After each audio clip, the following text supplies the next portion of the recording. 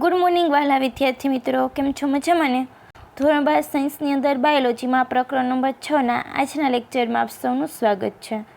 મિત્રો, લાસ્ટ લેક્ચરની અંદર આપણે ટીઆરએનએ અને વિકૃતિ અને જનીન સંકેત વિશેનો અભ્યાસ કરેલ છે. હવે આજે આપણે જોવાના છીએ ભાષાંતરો, ટ્રાન્સલેશન, એટલે કે પ્રોટીનની જૈવ સંશ્લેષિત ક્રિયા, બાયોસિન્થેસિસ ઓફ પ્રોટીન્સ, એટલે કે પ્રોટીનનું નિર્માણ કેવી રીતે થાય છે તે આપણે જોવાનું છે. આપણે ડીએનએમાંથી ડીએનએનું નિર્માણ કેવી રીતે થાય છે તે જોઈ લીધું છે. ડીએનએમાંથી આરએનએ કેવી રીતે નિર્માણ પામે છે તે પણ જોઈ લીધું છે. હવે આપણે એક જ વસ્તુ જોવાની બાકી છે કે ડીએનએ છે તે સંદેશો મેસેન્જર આરએનએને આપી અને કેવી રીતે તે મેસેન્જર આરએનએ પાસે પ્રોટીનનું સંશ્લેષણ કરાવે છે તેના વિશેની માહિતી આજે આપણે મેળવવાની છે. તો એને કહે છે પ્રોટીનની જૈવ સંશ્લેષિત ક્રિયા અથવા તો ભાષાંતર, અને ઇંગ્લિશમાં તેને કહે છે ટ્રાન્સલેશન. હવે મિત્રો, શું કામ ભાષાંતર એવું નામ છે? ભાષાંતર શા માટે કહે છે? પ્રોટીન સંશ્લેષણની જે ક્રિયા છે તેને ભાષાંતર અથવા તો ટ્રાન્સલેશન શા માટે કહે છે? તો એનું પણ રીઝન છે કે આપણે જોઈએ કે જે મેસેન્જર આરએનએ પાસે સંદેશો છે, કે સંદેશો ક્યાંથી આવેલો છે? ડીએનએમાંથી આવેલો છે. હવે આ સંદેશો છે એ સંદેશો એમિનો એસિડ રીડ કરતા નથી, એટલે કે અહીંયા કોઈ પણ સિક્વન્સ હોય છે, આ સિક્વન્સ એમિનો એસિડને વાંચતા આવડતી નથી. તો એના આધારે અહીંયા જે મેસેન્જર આરએનએ ઉપર જે સિક્વન્સ આવેલી છે તે સિક્વન્સનું રીડ કરી તેનું ભાષાંતર થાય છે, કે એની અંદર તો પ્રોટીન બનાવવા માટે એમિનો એસિડ ગોઠવાય છે. તો આમ એક ભાષાનું બીજી ભાષામાં ટ્રાન્સલેટ થાય છે, એટલા માટે એને ભાષાંતર કહે છે. કે જેમ આપણે ઇંગ્લિશનું ગુજરાતીમાં ભાષાંતર કરીએ, સેમ એવી જ રીતે અહીંયા મેસેન્જર આરએનએ ઉપર જે સિક્વન્સ આવેલી છે તે સિક્વન્સને આધારે એમિનો એસિડ ક્રમમાં ગોઠવાય છે. એટલા માટે આમ એક લેંગ્વેજનું જેવી રીતે બીજી લેંગ્વેજમાં ટ્રાન્સલેશન થાય છે, સેમ એવું જ અહીંયા થાય છે. તો ચાલો હવે આપણે વન બાય વન જોઈએ. પહેલાં બુકમાંથી જોતા પહેલાં આપણે આપણી રીતે સમજી લઈએ, ત્યારબાદ બુકમાંથી જોશું. હવે મિત્રો, આપણે જોઈએ કે ભાષાંતર શું છે. તો ભાષાંતર એક એવી પ્રક્રિયા છે કે જેની અંદર ડીએનએમાંથી જે કોઈ પણ જનીનિક સંદેશો કોણ મેળવે છે? મેસેન્જર આરએનએ મેળવે છે. એ મેસેન્જર આરએનએ સંદેશો લઈ કોષ રસમાં આવે છે, તેનું અર્થઘટન કરી અને એની અંદર ચોક્કસ એમિનો એસિડના ક્રમની અંદર પોલીપેપ્ટાઇડ શૃંખલા સ્વરૂપે તેને શું કરે છે? રૂપાંતરિત કરે છે. તો આપણે જોઈએ કે આ કોષ છે, કોષની અંદર શું હશે? કોષ કેન્દ્ર હશે. હવે કોષ કેન્દ્રની અંદર કોણ હાજર હશે? ડબલ શૃંખલામય ડીએનએ હાજર હશે. આ ડીએનએમાંથી કેનું નિર્માણ થાય છે? મેસેન્જર આરએનએનું. હવે આ મેસેન્જર આરએનએ જે નિર્માણ પામે છે તે મેસેન્જર આરએનએ હવે કોષમાંથી કે કોષ કેન્દ્રમાંથી ક્યાં આવે છે? કોષ રસની અંદર આવે છે. હવે એ હું અહીંયા દર્શાવું છું. મેસેન્જર આરએનએ કોષ રસમાં આવી ગયો છે, તેના ઉપર કોઈ ચોક્કસ ન્યુક્લિયોટાઇડનો ક્રમ હશે. આ ક્રમ જ શું છે? સંદેશો છે. કે સંદેશો એને કોને આપ્યો છે? ડીએનએ આપ્યો છે. કારણ કે ડીએનએ છે તો કોષ કેન્દ્રમાંથી બહાર ના આવી શકે, તો એના થ્રુ જે કોની પાસે કામ કરાવે છે? મેસેન્જર આરએનએ પાસે કામ કરાવે છે. તો આ મેસેન્જર આરએનએને તે સંદેશો આપે છે. તે સંદેશો મેસેન્જર આરએનએ લઈ અને ક્યાં આવે છે? કોષ રસની અંદર આવે છે. જેવો તે કોષ રસમાં આવે છે તેની સાથે જ એનું અર્થઘટન થાય છે અને આ મેસેન્જર આરએનએ ઉપર અહીંયા જે ચોક્કસ ન્યુક્લિયોટાઇડનો ક્રમ છે તે ન્યુક્લિયોટાઇડના ક્રમને ઓળખી અને અહીંયા જે મેસેન્જર આરએનએ છે તેની શૃંખલા પર આવી રીતે એમિનો એસિડ છે તે ગોઠવવાના શરૂ થાય છે અને એમિનો એસિડ ગોઠવાય છે અને આખી એક પોલીપેપ્ટાઇડ શૃંખલાનું નિર્માણ થાય છે.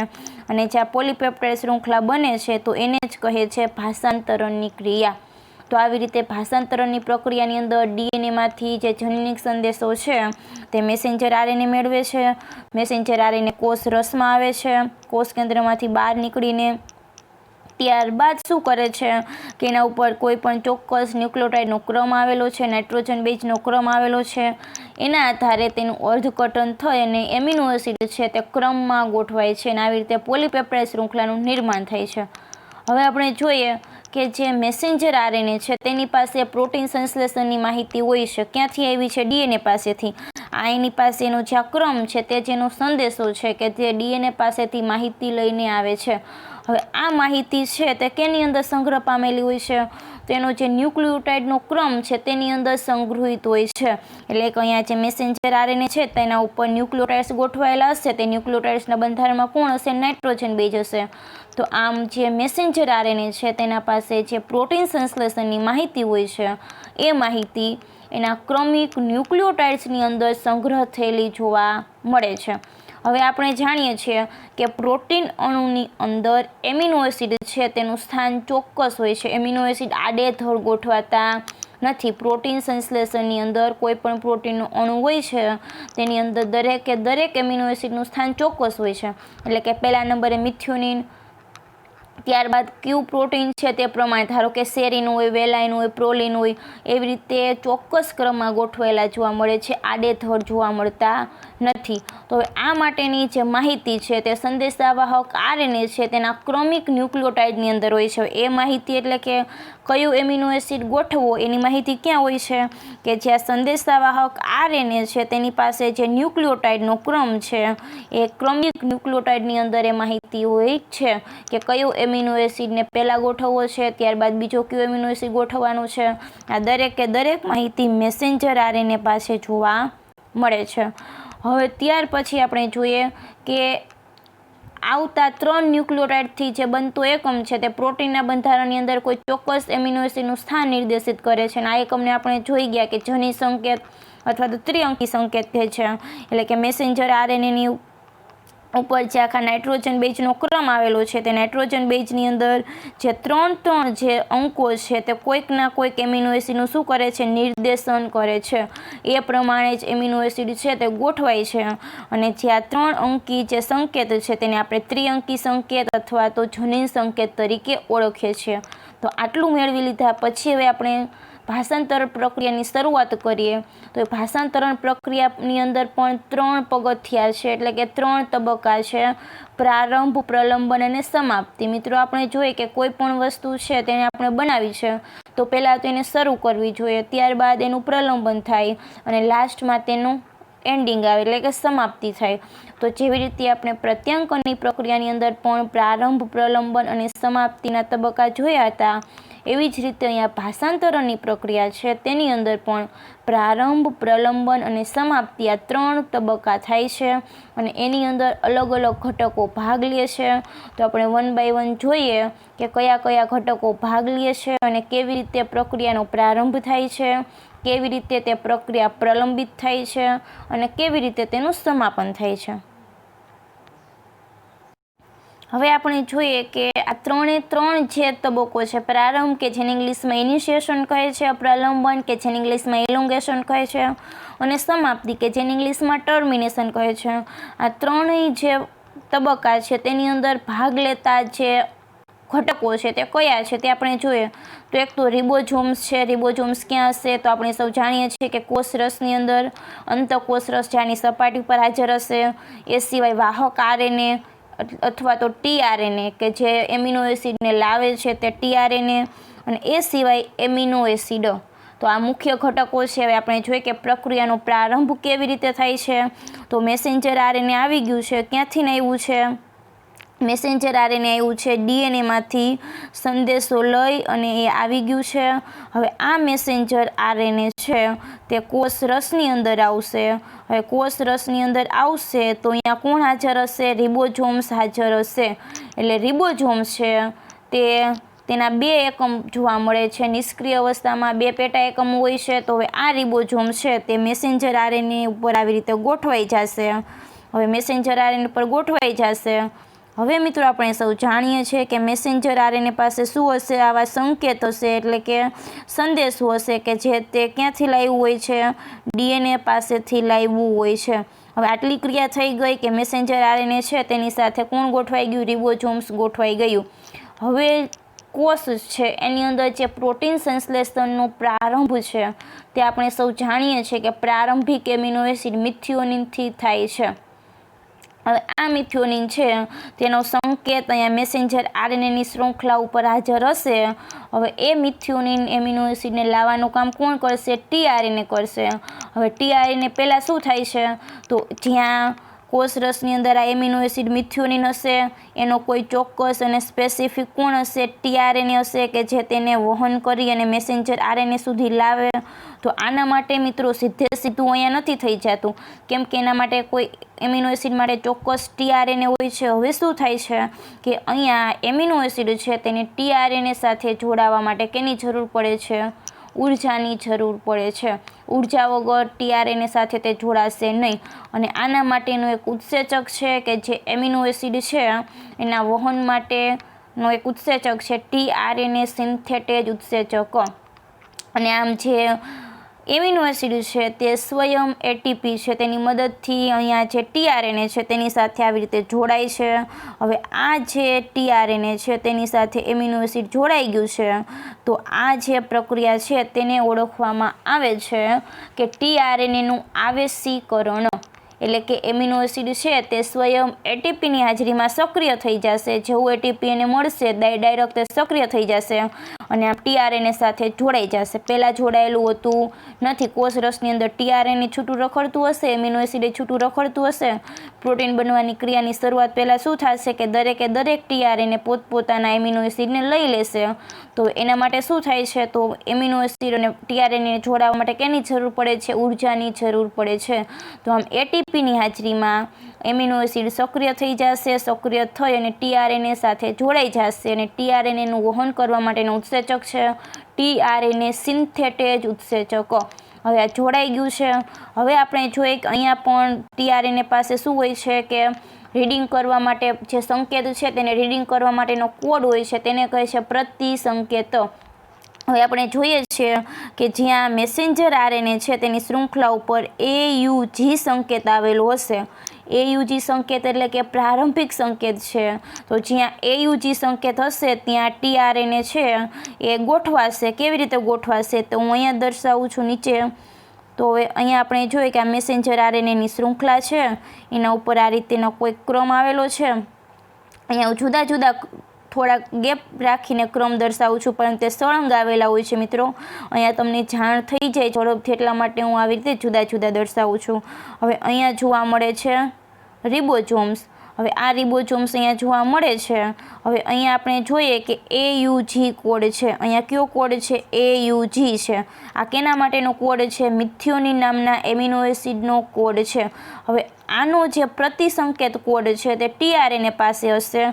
તો ટીઆરએનએ પાસે કયો ક્રમ હશે? તો ટીઆરએનએ પાસે ક્રમ હશે UAC.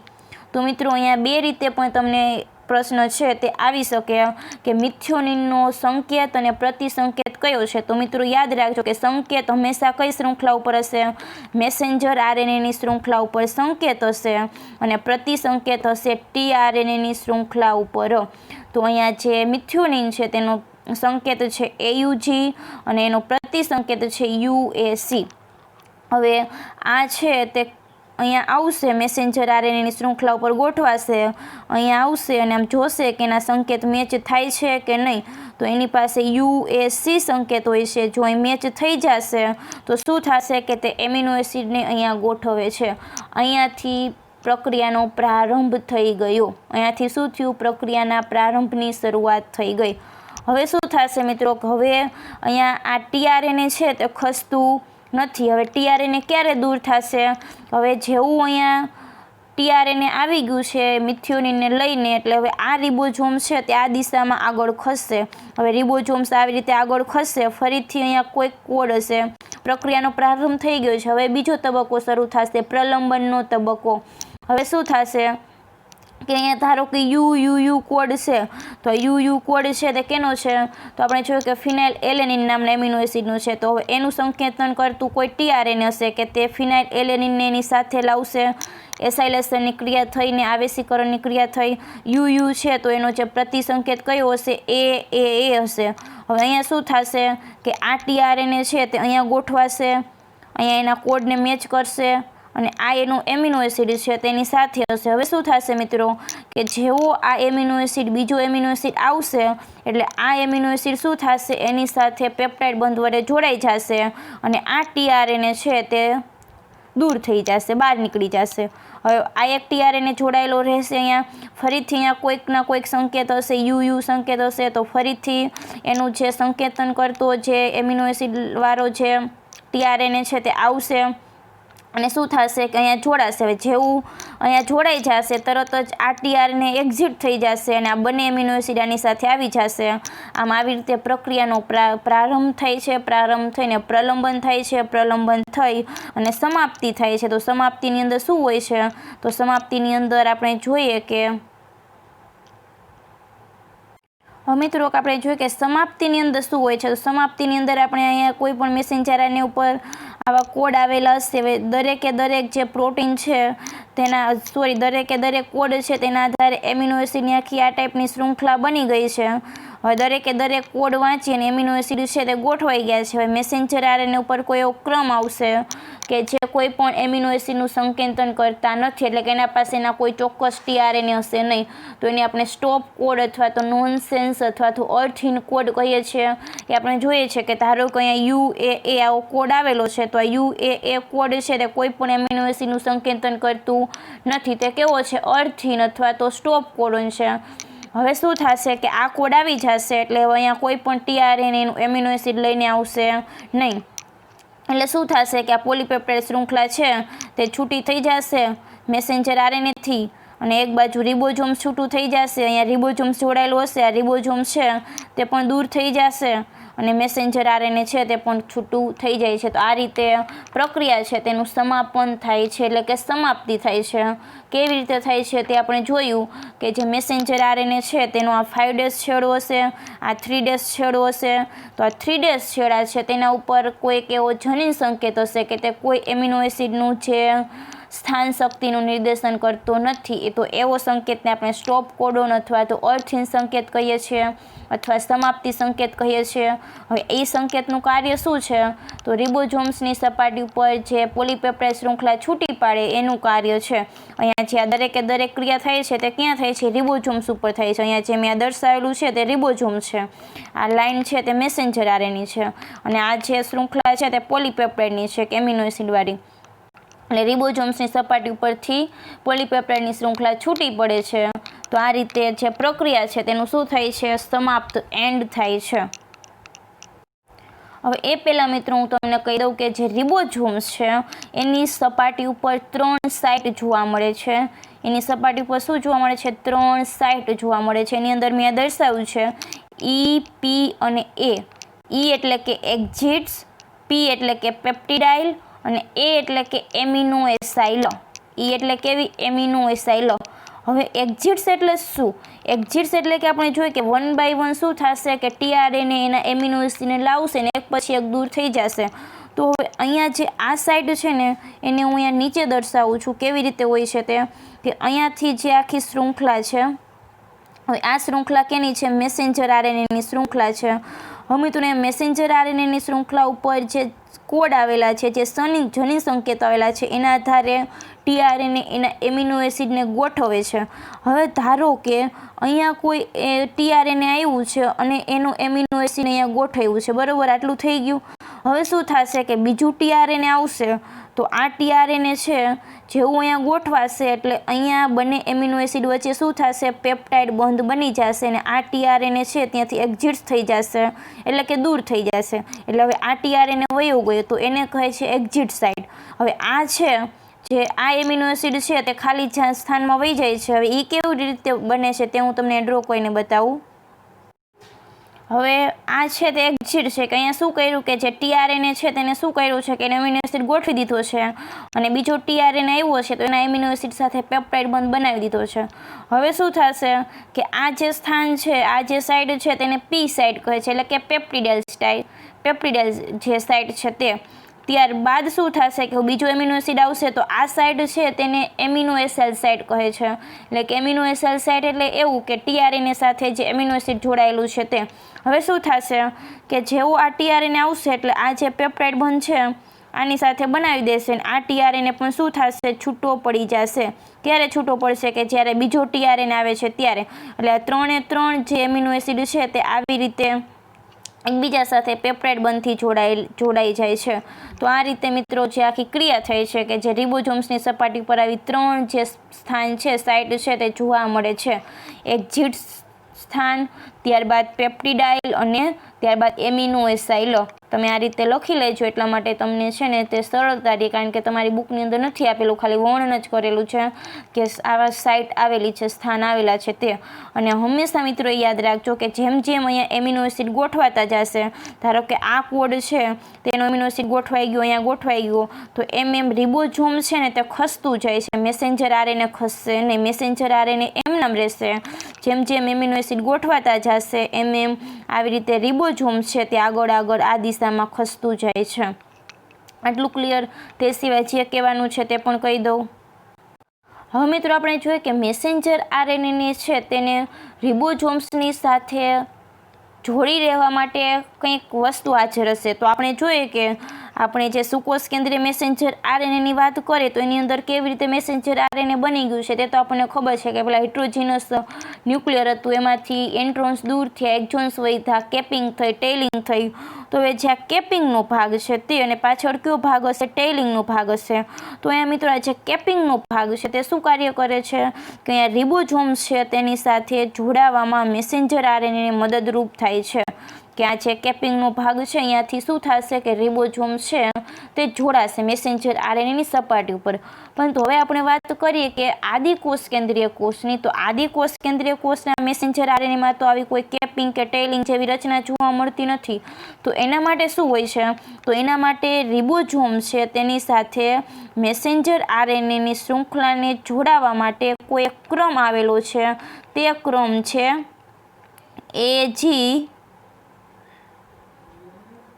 એજીજી। આ ક્રમ આવેલો છે અને આ ક્રમ છે તે શું કરે છે કે મેસેન્જર આરએનએ છે તેને રિબોઝોમ્સની સપાટી સાથે જોડે છે।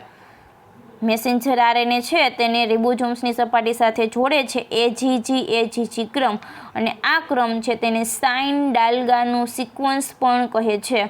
તો એ કેના જેવું કામ કરે છે? જેવી રીતે સુકોષ કેન્દ્રના મેસેન્જર આરએનએ કેપ જેવું કાર્ય કરે છે તેવું જ કામ આ કરે છે। આ કોડ છે એજીજી। આ કોડ છે તે કોઈ પણ એમિનો એસિડ કે જે પ્રોટીન સંશ્લેષણની ક્રિયા છે તેના માટેનું સંકેતન કરતા નથી, પરંતુ તે આવશ્યક છે, જરૂરી છે। શું કામ? તો તે રિબોઝોમ છે તેની સાથે મેસેન્જર આરએનએને જોડવા માટે। તો મિત્રો આ ક્રમ યાદ રાખજો કે જે આદિકોષ કેન્દ્રીય કોષ છે તેની મેસેન્જર આરએનએની શૃંખલા ઉપર આવેલો હોય છે એજીજી, કે તેને સાઇન ડાલ્ગાનો સિક્વન્સ કહે છે। કાર્ય શું છે? તો જે મેસેન્જર આરએનએ છે તેની સાથે રિબોઝોમ્સને જોડવાનું કાર્ય કરે છે। તો આપણે 1 બાય 1 જોઈએ બુકમાં શું આપેલું છે તે, આટલું આપણે સમજી લીધું। હવે મિત્રો બુકમાંથી જોઈએ કે શું કહે છે તે।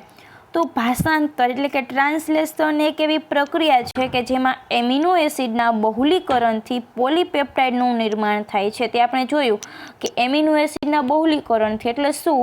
તો એમિનો એસિડ છે તે ઘણી સંખ્યામાં જોડાય, એકબીજા સાથે પેપ્ટાઇડ બંધથી જોડાઈને કેનું નિર્માણ કરે છે? પોલીપેપ્ટાઇડ। પોલીપેપ્ટાઇડ એટલે શું? તો પ્રોટીન। તો આમ ભાષાંતરણ એક એવી ક્રિયા છે કે જેની મદદથી અથવા તો એ ક્રિયામાં શું થાય છે? તો એમિનો એસિડ છે તેનું બહુલીકરણ થાય છે અને એક આખી શૃંખલા બને છે, તે શૃંખલાને કહે છે પોલીપેપ્ટાઇડ। આગળ જોઈએ કે એમિનો એસિડનો ક્રમ મેસેન્જર આરએનએ ઉપર આવેલા બેઝના અનુક્રમ ઉપર આધાર રાખે છે। હવે એમિનો એસિડનો ક્રમ એટલે કે પ્રોટીન સંશ્લેષણની ક્રિયામાં કયો એમિનો એસિડ ક્યાં ગોઠવાશે? 20 પ્રકારના એમિનો એસિડ છે, તો આ 20 એમિનો એસિડમાંથી પહેલો એમિનો એસિડ કયો હશે, બીજો કયો ગોઠવાશે, ત્રીજો એમિનો એસિડ કયો ગોઠવાશે? તો આ જે એમિનો એસિડનો જે ક્રમ છે તે કેના ઉપર આધાર રાખે છે? કે અનુક્રમ ઉપર। કેના અનુક્રમ ઉપર? તો મેસેન્જર આરએનએ ઉપર જે બેઝનો જે ક્રમ આવેલો છે તેના ઉપર। કે પહેલાં મિથિયોનિન ગોઠવાશે, સેરીન આવશે, ત્યારબાદ ટાયરોસિન આવશે, સિસ્ટીન આવશે, આર્જિનિન આવશે, ગ્લાયસિન આવશે, એસ્પાર્ટિક એસિડ આવશે, ગ્લુટામિક એસિડ આવશે। આમ એમિનો એસિડનો કયો ક્રમ પહેલાં આવશે તો એ કોના ઉપર આધાર હોય છે અને એનો સંદેશો કોની પાસે હોય છે? તો મેસેન્જર આરએનએ ઉપર જે બેઝનો અનુક્રમ છે તેના ઉપર હોય છે। એમિનો એસિડ પેપ્ટાઇડ બંધ દ્વારા જોડાયેલા હોય છે. હવે એમિનો એસિડ છે તે એકબીજા સાથે પેપ્ટાઇડ બંધથી જોડાય છે અને પ્રોટીનનું નિર્માણ કરે છે. તે તો આપણને સૌને ખબર જ છે કે એમિનો એસિડ એકબીજા સાથે પેપ્ટાઇડ બંધથી જોડાય અને આખી પોલીપેપ્ટાઇડ શૃંખલા બનાવે છે અને એમાંથી પ્રોટીનનું નિર્માણ થાય છે. પેપ્ટાઇડ બંધના નિર્માણ માટે શક્તિની આવશ્યકતા રહેલી હોય છે. હવે મિત્રો, કોઈ પણ જે આપણે વસ્તુ છે તેને નવી બનાવી છે, બંધ જોડવા છે, તો એના માટે આપણે સૌ જાણીએ છીએ કે શક્તિની જરૂર પડે છે. શક્તિ વગર બંધ છે તે બને નહીં. બંધ તૂટશે તો એમાંથી શક્તિ મુક્ત થશે, પરંતુ બંધ જોડવા માટે શક્તિની જરૂર પડે છે. તો આમાં અહીંયા જે એમિનો એસિડ છે તેના પેપ્ટાઇડ બંધ માટે શક્તિની જરૂર રહે છે અને આ કારણે શું થાય છે તે જોઈએ આગળ, કે આ કારણે પ્રથમ અવસ્થામાં એમિનો એસિડ સ્વયં એટીપીની હાજરીમાં સક્રિય થઈ જાય છે તથા પોતાના સંબંધિત ટીઆરએનએ સાથે જોડાઈ જાય છે. હવે કેવી રીતે થાય છે? પ્રથમ અવસ્થાની અંદર જે એમિનો એસિડ છે તે સ્વયં એટલે કે પોતાની જાતે જ એટીપીની હાજરીમાં સક્રિય થઈ જશે અને એનું જે સ્પેસિફિક જે ટીઆરએનએ છે એની સાથે જોડાઈ જશે. તો આ પ્રક્રિયા છે તેને સામાન્ય રીતે ટીઆરએનએનું આવેશીકરણ અથવા તો ઇંગ્લિશમાં તેને ચાર્જિંગ ઓફ ટીઆરએનએ કહે છે. અથવા તો વધુ સ્પષ્ટ રીતે જોઈએ તો ટીઆરએનએનું એમિનો એસાઇલેશન. હવે એમિનો એસાઇલેશન એટલે શું? તો ટીઆરએનએ સાથે જે એમિનો એસિડ જોડાય છે તો એને કહે છે ટીઆરએનએનું એમિનો એસાઇલેશન. શું થશે? તો કોષરસની અંદર ટીઆરએનએ પણ હશે અને બીજું કોણ હશે? એમિનો એસિડ હશે. આ એમિનો એસિડ પોતાનું જે વિશિષ્ટ જે ટીઆરએનએ હશે, સ્પેસિફિક ટીઆરએનએ હશે, એની સાથે જોડાઈ જશે. તો જે આ ટીઆરએનએ અને એમિનો એસિડનું જે જોડાણ છે એને ટીઆરએનએનું આવેશીકરણ અથવા તો ચાર્જિંગ ઓફ ટીઆરએનએ અથવા તો ટીઆરએનએનું એમિનો એસાઇલેશન કહે છે. આપણે એ પણ ખબર છે કે ચોક્કસ એમિનો એસિડના જે ટીઆરએનએ છે તે પણ કેવા હોય છે? ચોક્કસ હોય છે, આડેધડ ગોઠવાયેલા જોવા મળતા નથી. મિથિયોનિનનો ટીઆરએનએ પણ કેવો હોય છે? તેનો વિશિષ્ટ હોય છે, ચોક્કસ હોય છે. સેરીનનો જે ટીઆરએનએ છે તે પણ જુદો હશે, હિસ્ટિડિનનો ટીઆરએનએ પણ જુદો હશે. તો આમ કોષરસની અંદર આવી રીતે ટીઆરએનએ સાથે એમિનો એસિડ જે જોડાય છે તો એ ક્રિયાને આવેશીકરણ અથવા તો એમિનો એસાઇલેશન કહે છે ટીઆરએનએનું. ત્યારબાદ આગળ જોઈએ કે હવે શું થાય છે? તો આ બે આવેશિત ટીઆરએનએ એકબીજાની નજીક આવવાથી તે અણુઓની વચ્ચે પેપ્ટાઇડ બંધનું નિર્માણ થાય છે. હવે આ જે ક્રિયા છે તે મિત્રો મેસેન્જર આરએનએની સપાટી ઉપર થશે કે આ એક ટીઆરએનએ છે તે આવેશિત છે. હવે આવો બીજો ટીઆરએનએ છે તે પણ આવેશિત કે એની પાસે પણ એક એમિનો એસિડ છે. હવે આવા આવેશિત ટીઆરએનએ છે તે એકબીજાની નજીક આવશે એટલે એની પાસે રહેલા જે એમિનો એસિડ છે તેના વચ્ચે કેનું નિર્માણ થાય છે? પેપ્ટાઇડ બંધનું નિર્માણ થાય છે. તો આમ આવી રીતે પેપ્ટાઇડ બંધ બને છે. ત્યારબાદ આગળ જોઈએ શું કહે છે તે, ઉત્પ્રેરકની હાજરીમાં પેપ્ટાઇડ બંધ બનવાનો દર ઝડપી થઈ જાય છે. એટલે કે કોઈ ઉત્સેચક હશે એની હાજરીમાં જે પેપ્ટાઇડ બંધ બનવાનો જે દર છે તે ઝડપી થઈ જાય છે. ઓબ્વિયસલી આપણને બધાને ખબર જ છે કે ઉત્સેચક હશે તે પ્રક્રિયાને શું કરે છે? ઝડપી બનાવે છે. તો સેમ અહીંયા એ જ કીધું છે કે કોઈ પણ ઉત્પ્રેરક એટલે કે ઉત્સેચક હાજર હશે તો એના કારણે જે પેપ્ટાઇડ બંધ બનવાનો જે દર છે તે કેવો થઈ જશે? ઝડપી થઈ જશે. હવે ત્યારબાદ આગળ જોઈએ શું છે? તો રિબોઝોમ્સ એક કોષીય ફેક્ટરી છે કે આપણે સૌ જાણીએ છીએ કે કોષીય ફેક્ટરી એટલા માટે કીધું છે કે તે પ્રોટીન સંશ્લેષણ કરે છે. કે પ્રોટીન સંશ્લેષણ ક્યાં થાય છે? તો રિબોઝોમ્સની સપાટી ઉપર થાય છે. કે આપણે 11મા ધોરણથી ભણતા આવીએ છીએ કે જ્યાં પ્રોટીન સંશ્લેષણ આવે ત્યાં કોણ હાજર હશે? રિબોઝોમ્સ હશે. અને જ્યાં રિબોઝોમ્સ હશે ત્યાં પ્રોટીન સંશ્લેષણ હશે. પરંતુ ત્યારે આપણને એવું થાય કે કેવી રીતે તે રિબોઝોમ્સ પ્રોટીન સંશ્લેષણ કરતું હશે? આપણે અહીંયા ડિટેલ્સની અંદર જોઈએ છે કેવી રીતે કરે છે તે. તો આમ રિબોઝોમ છે તેની સપાટી ઉપર પ્રોટીન સંશ્લેષણનું કાર્ય થાય છે. એટલા માટે રિબોઝોમ છે તે કોષીય ફેક્ટરી છે જે પ્રોટીન સંશ્લેષણ માટે જવાબદાર છે. એટલે તે શું કરે છે? તો પ્રોટીન સંશ્લેષણનું કાર્ય કરે છે.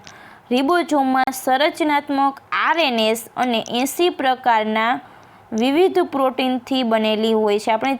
આપણને ખબર છે કે જે આદિકોષ કેન્દ્રીય કોષ છે તેની રિબોઝોમ છે તે 70S હશે. સુકોષ કેન્દ્રીય જે રિબોઝોમ છે તેની જે 80S પ્રકારની જોવા મળે છે, તે આપણે 11મા ધોરણમાં જોઈ ગયા છે. હવે રિબોઝોમ્સની અંદર સંરચનાત્મક RNAS. મિત્રો હવે અહીંયા આપણે જોઈએ કે શું તફાવત છે, કે અહીંયા આપેલું છે RNA પાછળ S છે, એટલે આનો અર્થ એવો કે ઘણા બધા RNAના અણુ. પરંતુ જો આવી રીતે હોય RNA જ પાછળ એ જ હોય તો એનો અર્થ એવો થાય કે શું છે, ઉત્સેચક છે. પરંતુ અહીંયા S છે એટલે કે ઘણા બધા RNAના અણુ. તો રિબોઝોમ છે તે કેનું બનેલું છે, તો RNAનું બનેલું છે. તે પણ આપણે જોઈ ગયા છીએ કે રિબોન્યુક્લિક એસિડ અને પ્રોટીન છે તે ભેગા મળી અને કેની રચના કરે છે, રિબોઝોમ્સની રચના કરે છે. તો આવું જ અહીંયા કીધું છે. ત્યારબાદ આગળ જોઈએ કે તે તેની નિષ્ક્રિય અવસ્થામાં 2 પેટા એકમો ધરાવે છે. એમાં એક મોટો પેટા એકમ અને બીજો કેવો છે, નાનો પેટા એકમ. તો આપણે જોઈએ કે જે અહીંયા રિબોઝોમ છે તેના પણ 2 પેટા એકમ જોવા મળે છે. 80S છે તે 2 કોઈ પેટા એકમ છે તે ભેગા મળી અને બનાવેલું હોય છે 40 અને 50. તો અહીંયા છે મોટો પેટા એકમ અને નાનો પેટા એકમ, આવા 2 પેટા એકમ આવી રીતે મોટો હશે અને એક બીજો હશે નાનો. આમ 2 પેટા એકમ છે તે નિષ્ક્રિય અવસ્થામાં જોવા મળે છે. હવે શું થશે તે આગળ જોઈએ કે જ્યારે નાનો પેટા એકમ મેસેન્જર RNA સાથે સંકળાય છે ત્યારે મેસેન્જર RNAમાંથી પ્રોટીન બનવાની ભાષાંતરણની પ્રક્રિયાની શરૂઆત થાય છે. એટલે કે અહીંયા જ્યાં નાનો પેટા એકમ છે તે આવી રીતે મેસેન્જર RNA સાથે જોડાશે. જેવો નાનો પેટા એકમ મેસેન્જર RNA સાથે જોડાશે એની સાથે શું થાય છે કે પ્રોટીનની જે ભાષાંતર બનવાની પ્રક્રિયા છે તેની શરૂઆત થાય છે. આટલું ક્લિયર. પહેલાં તમને શું આપી દીધું છે કે tRNAનું આવેશીકરણ કેવી રીતે થાય છે તે આપી દીધું છે, કે tRNA પોતપોતાના એમિનો એસિડને લઈ લે છે. ત્યારબાદ તમને રિબોઝોમ્સની રચના આપી છે કે રિબોઝોમ્સ એક પ્રોટીન સંશ્લેષણ માટેની કોષીય ફેક્ટરી છે. કેની બનેલી છે, તો RNAના ઘણા બધા અણુઓની બનેલી છે અને એની અંદર જે 80S પ્રકારના જે એકમ છે તે જોવા મળે છે. એટલે કે આમ રિબોઝોમ્સ RNA અને પ્રોટીનની બનેલી છે. એની નિષ્ક્રિય અવસ્થાની અંદર રિબોઝોમ્સની અંદર આ પ્રકારના 2 પેટા એકમ જોવા મળે છે, મોટો પેટા એકમ અને નાનો પેટા એકમ. નાનો પેટા એકમ છે તે મેસેન્જર RNAની શૃંખલા સાથે જોડાશે. જેવો નાનો પેટા એકમ મેસેન્જર RNAની શૃંખલા સાથે જોડાણો એની સાથે શું થાય છે કે પ્રોટીનની જે ભાષાંતરણની પ્રક્રિયા છે તે શરૂ થઈ જાય છે. તો આગળ જોઈએ શું કીધું છે તે.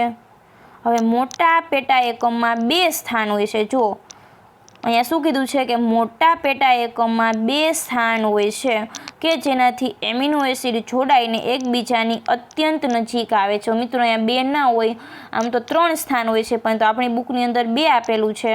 હવે મોટા પેટા એકમની અંદર આપણે અહીંયા જોઈએ કે આ જે શૃંખલા છે, આ શૃંખલા છે જે યલો કલરની આપેલી છે તે મેસેન્જર RNAની છે. અહીંયા જે નીચે જોવા મળે છે તે રિબોઝોમ્સનો નાનો એકમ છે અને અહીંયા જે ઉપર જોવા મળે છે તે શું છે કે રિબોઝોમ્સ છે તેનો મોટો પેટા એકમ છે. એની અંદર આવી રીતે 3 સ્થાન એટલે કે 3 સાઇટ હોય છે આવી રીતે. હવે આ 3 સાઇટ એટલે શું, તો આ સાઇટ છે તે એક્ઝિટ છે એટલે કે અહીંયાથી શું થશે કે tRNA બહાર નીકળશે. આ સાઇટ છે તે છે પેપ્ટાઇડલ સાઇટ એટલે કે અહીંયા શું છે કે પેપ્ટાઇડ શૃંખલા છે તે ગોઠવાય છે. અને આ સાઇટ છે તે એમિનો સેલ સાઇટ છે. એમિનો સેલ સાઇટ એટલા માટે કે tRNA છે તે એમિનો એસિડ એટલે કે જે આવેશિત tRNA છે તેના એમિનો એસિડને લાવે છે. તો આમ અહીંયા 3 સાઇટ છે તે જોવા મળે છે, એક્ઝિટ, પેપ્ટિડાઇલ અને એમિનો એસાઇલ. તમારી બુકની અંદર 2 જ આપેલી છે, તમે આ રીતે લખી રાખજો એટલે તમને વધારે યાદ રહી જશે. ત્યારબાદ આગળ જોઈએ કે શું કીધું છે તે. હવે આ જે એમિનો એસિડ છે તે એકબીજાથી અત્યંત નજીક આવે છે એટલે એકબીજાની નજીક આવશે તેનાથી શું થશે કે પોલીપેપ્ટાઇડ બંધનું નિર્માણ થાય છે. અને રિબોઝોમ્સ પેપ્ટાઇડ બંધના નિર્માણ માટે ઉત્પ્રેરક એટલે કે જે રિબોઝોમ છે તેની અંદર પેપ્ટાઇડ બંધનું નિર્માણ માટે કેની જરૂર પડે છે, ઉત્પ્રેરક એટલે કે ઉત્સેચકની જરૂર પડે છે. તો એની અંદર જે આ રિબોઝોમ છે તે એક કેના તરીકે વર્તે છે, ઉત્સેચક તરીકે કાર્ય કરે છે. તો આપણે એ પણ જોઈ ગયા છીએ કે જો રિબોઝોમ છે તે ઉત્સેચક તરીકે કાર્ય કરે તો એને શું કહે છે, રિબોઝાઇમ કહે છે. તો બેક્ટેરિયાની અંદર જે 23S rRNA છે તે ઉત્સેચક તરીકે કાર્ય કરે છે. 23S એટલે કે એનો જે એક એકમ છે રિબોઝોમ છે એનો એકમ છે અને RNA એટલે કે રિબોઝોમલ RNA કે શું કરે છે, ઉત્સેચક તરીકે કાર્ય કરે છે, તો એને કહે છે રિબોઝાઇમ. આ પણ આવેલું છે કે જો રિબોઝોમ્સ ઉત્સેચક તરીકે કાર્ય કરે તો એને શું કહે છે, રિબોઝાઇમ કહે છે, કે તે બેક્ટેરિયાની અંદર જોવા મળે છે. અને આ રિબોઝોમ છે તે પેપ્ટાઇડ બંધના નિર્માણ માટે એક ઉત્સેચક તરીકેની ભૂમિકા ભજવે છે. ત્યારબાદ હવે આગળ જોઈએ કે શું કીધું છે તે. તો મેસેન્જર RNAમાં ભાષાંતરણ એકમ એ RNAનો અનુક્રમ છે કે જેના છેડા પર પ્રારંભિક સંકેત AUG અને સમાપ્તિ સંકેત અને પોલીપેપ્ટાઇડના સંકેતો હોય છે. હવે જે મેસેન્જર RNA છે તેનો જે ટ્રાન્સલેશન યુનિટ છે એટલે કે જે ભાષાંતરણ એકમ છે એની અંદર શું જોવા મળે છે, એક છેડા ઉપર પ્રારંભિક સંકેત હશે. પ્રારંભિક સંકેત કયો છે, AUG છે. એક છેડા ઉપર સમાપ્તિ સંકેત હશે અને બંનેની વચ્ચે શું હશે, પોલીપેપ્ટાઇડના સંકેતો હાજર હશે. તો આપણે જોઈએ કે જે આ મેસેન્જર RNA છે તેની જે શૃંખલા છે તો આ શૃંખલા ઉપર આ જે છેડો છે, આ છેડો ત્યાં કોણ હાજર હશે, એનો પ્રારંભિક સંકેત હાજર હશે. પ્રારંભિક સંકેત કયો છે, AUG. ત્યારબાદ આવી રીતે સંકેતો આવેલા હશે. એ સંકેતો કેના હશે, તો પોલીપેપ્ટાઇડ શૃંખલા બનાવવા માટેના સંકેતો હશે. અને જે છેડો છે ત્યાં કયા હશે, તો અહીંયા હશે સમાપ્તિ સંકેત. તો સમાપ્તિ સંકેતની અંદર કોઈ પણ હશે, ત્રણમાંથી એકાદા હશે. UAA છે, આ સમાપ્તિ સંકેત છે, અથવા તો સમાપ્તિ સંકેત તરીકે UAG હોઈ શકે, UAG, અથવા તો UGA. તો આ ત્રણમાંથી કોઈ પણ સંકેત છે તો અહીંયા હાજર હશે. તો આમ એક છેડો છે ત્યાં કોણ છે, પ્રારંભિક સંકેત છે. એક છેડો છે ત્યાં સમાપ્તિ સંકેત છે અને એની વચ્ચે કોણ આવેલું છે, પેપ્ટાઇડ શૃંખલા બનાવવા માટેના એમિનો એસિડને સંકેતન કરતા જનીન સંકેતો આવેલા જોવા મળે છે. તો એવું જ અહીંયા કીધું છે. ત્યારબાદ આગળ જોઈએ, મેસેન્જર RNAમાં કેટલાક વધારાના અનુક્રમ આવેલા હોય છે કે જે ભાષાંતરિત નથી, તેને ભાષાંતર રહિત વિસ્તાર અથવા તો ઇંગ્લિશમાં તેને અનટ્રાન્સલેટેડ રિજન્સ અથવા તો UTR કહે છે. જો મિત્રો કે મેસેન્જર RNAની જે શૃંખલા છે તેની ઉપર અમુક સંકેતો એવા છે કે તે અમુક ન્યુક્લિયોટાઇડનો ક્રમ એવો છે કે તે ભાષાંતર કરતા નથી, તો એ વિસ્તાર છે તેને શું કહે છે, ભાષાંતર રહિત વિસ્તાર કહે છે. અને ઇંગ્લિશમાં તેને UTR અનટ્રાન્સલેટેડ રિજન્સ તરીકે ઓળખવામાં આવે છે.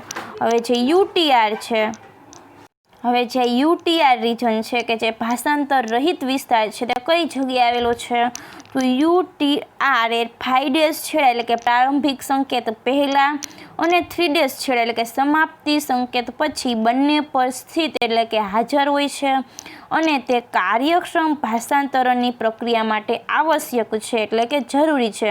તો હવે આપણે મિત્રો જોઈએ કે મેં અગાઉ તમને કીધું છે કે જે આદિકોષ કેન્દ્રીય કોષ છે એની અંદર શું જોવા મળે છે કે એની અંદર કોઈક એવો જે ન્યુક્લિયોટાઇડનો ક્રમ છે કે મેં તમને કીધું છે કે AG આ ક્રમ છે, AGG આ ક્રમ છે તે કેવો ક્રમ છે કે તે સાઇન ડાલ્ગાનો સિક્વન્સ છે કે તે અહીંયા રિબોઝોમ્સ છે તેને મેસેન્જર RNA સાથે જોડવામાં મદદરૂપ કરે છે. તો આ ક્રમ છે તે ક્રમ કોઈ પણ એમિનો એસિડનું સંકેતન કરતા નથી. તો આ વિસ્તાર છે તેને ભાષાંતર રહિત વિસ્તાર તરીકે ઓળખવામાં આવે છે. એટલે કે કોઈ એમિનો એસિડનું સંકેતન નહીં કરે ને એમાંથી ભાષાંતરણની પ્રક્રિયા થશે નહીં, પરંતુ એ ક્રમ છે તે ભાષાંતરણની પ્રક્રિયા માટે જરૂરી છે. શું કામ જરૂરી છે તે આપણે જોયું કે આ AGG છે તેના કારણે જ મેસેન્જર RNA છે તે રિબોઝોમ્સ સાથે જોડાઈ શકે છે. તો આમ જે આવો UTR છે તે 5' છેડાથી લઈ કરીને 3' એટલે કે 5' છેડા ઉપર ક્યાં હશે, તો અહીંયા જે પ્રારંભિક સંકેત છે આ પ્રારંભિક સંકેતની પહેલા આવો ક્રમ હાજર હશે અને 3' છેડા ઉપર ક્યાં હાજર હશે, તો જે સમાપ્તિ સંકેત છે તેના પછી હાજર હશે. તો આપણે જે સુકોષ કેન્દ્રીયની વાત કરીએ તો એની અંદર જે કેપિંગ અને ટેઇલિંગ છે, તો આ જે ક્રમ છે અહીંયા જે નાઇટ્રોજન બેઝનો ક્રમ આવેલો છે તે ભાષાંતર રહિત અથવા તો અનટ્રાન્સલેટેડ છે. એની પૂંછડી અને એનો જે માથું છે કેપ છે તે, તો એવી જ રીતે અહીંયા છે આદિકોષ કેન્દ્રીય છે તેની અંદર આ એજીજી ક્રમ છે તે. તો આમાં આવા જે ભાષાંતર રહિત વિસ્તાર છે તે 5' છેડા ઉપર જ્યાં પ્રારંભ થાય છે, પ્રારંભિક સંકેત છે તે પહેલાં આવેલા હોય છે, અને 3' છેડા ઉપર જ્યાં એન્ડ થાય છે એટલે કે જ્યાં સમાપ્તિ થાય છે એના પછી હાજર હોય છે, અને તે કાર્યક્ષમ ભાષાંતરની પ્રક્રિયા માટે જરૂરી છે. ત્યારબાદ આગળ જોઈએ મિત્રો કે પ્રારંભ માટે રિબોઝોમ્સ મેસેન્જર આરએનએના પ્રારંભિક સંકેત AUG સાથે જોડાય છે. હવે પ્રારંભ કેવી રીતે થાય છે? તો પ્રારંભની અંદર જે રિબોઝોમ છે એની સાથે મેસેન્જર આરએનએ જોડાયેલું છે. હવે અહીંયા પ્રારંભિક સંકેત હશે AUG. આ AUG જ્યાં સંકેત હશે ત્યાં કોણ જોડાશે? રિબોઝોમ છે તે મેસેન્જર આરએનએની સાથે જોડાશે. એટલે જે જગ્યાએ મેસેન્જર આરએનએની જે સિક્વન્સ છે, જે આખી શૃંખલા છે, ત્યાં AUG ક્રમ હશે ને ત્યાં આવી અને કોણ ગોઠવાશે? રિબોઝોમ્સ ગોઠવાશે. હવે જેની ઓળખ ફક્ત પ્રારંભિક tRNA દ્વારા જ કરવામાં આવે છે. હવે AUG છે તેની ઓળખ કેના દ્વારા થાય છે? મિથિયોનિન. તો મિથિયોનિનનું જે કેરી કરતું જે tRNA છે તે tRNA કહે છે પ્રારંભિક tRNA. તો આ પ્રારંભિક tRNA છે તેની ઓળખ કરે છે, અને રિબોઝોમ્સ ત્યારબાદ પ્રોટીન સંશ્લેષણના પ્રલંબનની પ્રક્રિયા તરફ આગળ વધે છે. તો અહીંયા એક લીટીમાં તમને કહી દીધું કે પ્રક્રિયાનો પ્રારંભ થયો છે, અહીંયાથી સ્ટાર્ટ થાય છે તેનો પ્રલંબનનો તબક્કો. તો આમ રિબોઝોમ છે જ્યારે પ્રારંભ થઈ જાય છે એની સાથે પ્રલંબનની ક્રિયા શરૂ થાય છે અને પ્રોટીન સંશ્લેષણની દિશામાં આગળ વધે છે, અને આ દરમિયાન એમિનો એસિડ tRNA સાથે જોડાઈને જટિલ રચનાનું નિર્માણ કરે છે. આમ એમિનો એસિડ છે તે tRNA સાથે જોડાય છે, એક જટિલ રચના બનાવે છે, અને આગળ વધીને tRNAના પ્રતિસંકેત સાથે પૂરક બેઝ બનાવીને મેસેન્જર આરએનએના ઉચિત સંકેત સાથે જોડાય છે. કે તે પણ આપણે જોયું કે મેસેન્જર આરએનએ પાસે જે સંકેત આવેલો છે તેના આધારે tRNA ઉપર જે પ્રતિસંકેત છે તે મેચ થઈ જશે તો એની સાથે જોડાશે, અને એનું એમિનો એસિડ છે તેને ત્યાં ગોઠવે છે. રિબોઝોમ્સ મેસેન્જર આરએનએ પર એક સંકેતથી બીજા સંકેત તરફ ખસે છે. એટલે કે આ મેસેન્જર આરએનએની શૃંખલા હશે આવી રીતે, જેમ જેમ એમિનો એસિડ ગોઠવાતા જશે એમ રિબોઝોમ છે તે આ રીતે એક સ્થાનથી બીજા સ્થાન ઉપર ખસે છે. એટલે કે એક સંકેતથી બીજા સંકેત ઉપર ખસતી જોવા મળે છે. અને એક પછી એક એમિનો એસિડ ઉમેરાવાથી પોલીપેપ્ટાઇડ અનુક્રમો ભાષાંતરણ પામે છે કે જે DNA દ્વારા નિર્દેશિત અને મેસેન્જર આરએનએ દ્વારા નિરૂપિત હોય છે. આવી રીતે એક પછી એક એમિનો એસિડ જોડાશે પેપ્ટાઇડ બંધથી, અને એના કારણે પ્રોટીનના ભાષાંતરણની ક્રિયા થાય છે. તો આ ભાષાંતરણની પ્રક્રિયા કેના દ્વારા નિર્દેશિત હોય છે? DNA દ્વારા. એટલે કે DNA એ જ નિર્દેશ કર્યો છે. કેને નિર્દેશ કર્યો છે? મેસેન્જર આરએનએને. તો આવી રીતે આ જે ભાષાંતરણની પ્રક્રિયા છે એ મિત્રો DNA દ્વારા નિર્દેશિત થયેલી હોય છે, અને મેસેન્જર આરએનએ છે તેના દ્વારા નિરૂપિત. એટલે કે મેસેન્જર આરએનએ શું કરે છે? તે પ્રક્રિયાને પૂર્ણ કરે છે, અને શરૂઆત કોણ કરે છે? DNA કરે છે. એટલા માટે કીધું છે કે DNA દ્વારા નિર્દેશિત અને મેસેન્જર આરએનએ દ્વારા નિરૂપિત હોય છે. અંતમાં વિમોચક કારક એટલે કે જે રિલીઝ ફેક્ટર છે તે સમાપ્તિ સંકેત સાથે જોડાવાથી ભાષાંતર પ્રક્રિયાનો અંત આવે છે, અને રિબોઝોમ્સમાંથી સંપૂર્ણ પોલીપેપ્ટાઇડ મુક્ત થાય છે.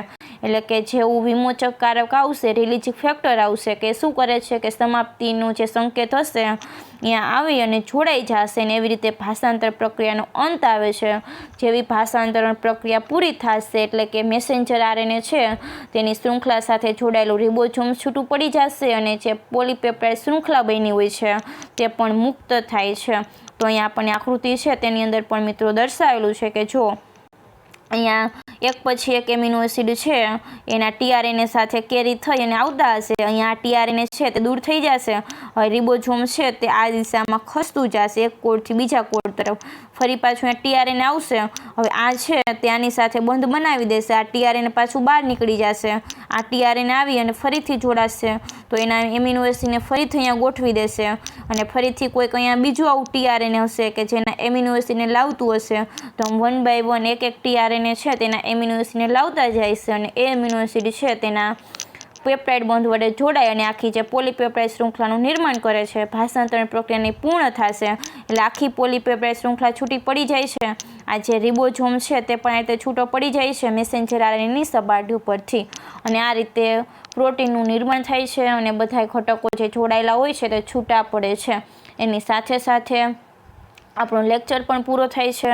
તો મિત્રો સારી એવી તૈયારી માટે ઓલ ધ બેસ્ટ. હવે ફરીથી મળીશું એક નવા લેક્ચરની સાથે જનીન અભિવ્યક્તિનું નિયમન કે જે આપણે નેક્સ્ટ ટાઈમ જોશું. Thank you so much.